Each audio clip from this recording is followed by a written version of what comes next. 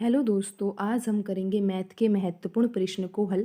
और दोस्तों, इन प्रश्नों के अभ्यास के माध्यम से आप अपनी किसी भी परीक्षा की तैयारी को बेहतर कर सकते हो।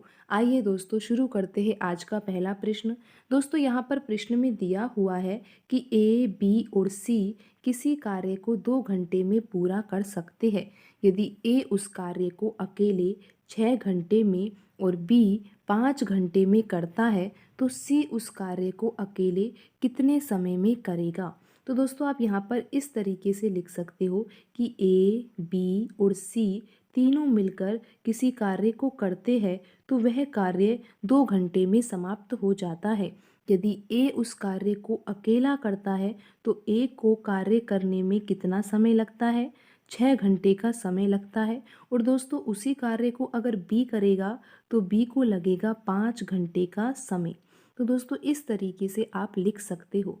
दोस्तों, फिर आपको क्या निकालना होगा? कुल कार्य निकालना होगा। दोस्तों, यहाँ पर जो घंटे दिए गए हैं 2, 6, 5, अगर इनका हम लैसे लेते हैं तो लैसे आएगा दोस्तों 30।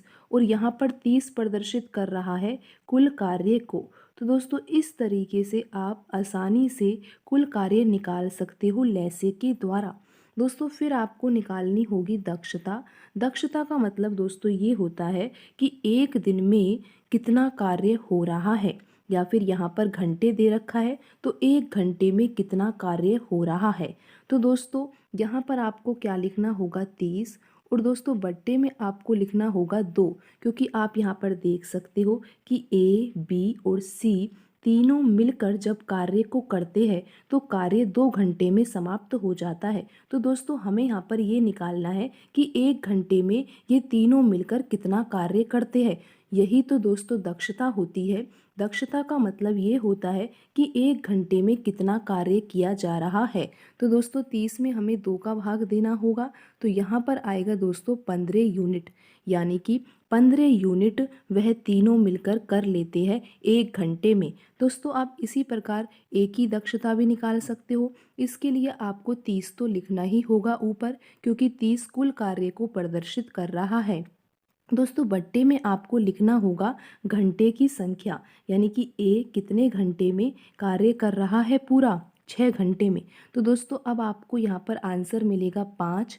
और दोस्तों, यहाँ पर 5 यूनिट ये प्रदर्शित कर रहा है कि ए 1 घंटे में 5 यूनिट कार्य करता है। तो ये ए की दक्षता है। दोस्तों, इसी प्रकार आप बी की दक्षता भी निकाल सकते हो। इसके लिए आपको 30 में 5 का भाग देना होगा, क्योंकि यहाँ पर ये लिखा हुआ है कि बी 5 घंटे में कार्य को पूरा करता है। दोस्तों, जब आप 30 में 5 का भाग दोगे तो यहाँ पर आएगा 6।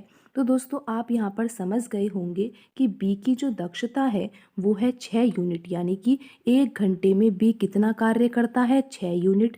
ए कितना कार्य करता है? 5 यूनिट। और तीनों मिलकर कितना कार्य करते हैं? 15 यूनिट। तो दोस्तों, आप इस तरीके से यहाँ पर लिख सकते हो कि तीनों मिलकर जब कार्य करते हैं तो 1 घंटे में कितना कार्य करते हैं? 15 यूनिट कार्य करते हैं। दोस्तों, जब ए उस कार्य को करता है तो ए 1 घंटे में कितना कार्य करेगा? दोस्तों, ए करेगा 5 यूनिट कार्य। और दोस्तों, बी कितना करेगा? बी करेगा 6 यूनिट कार्य।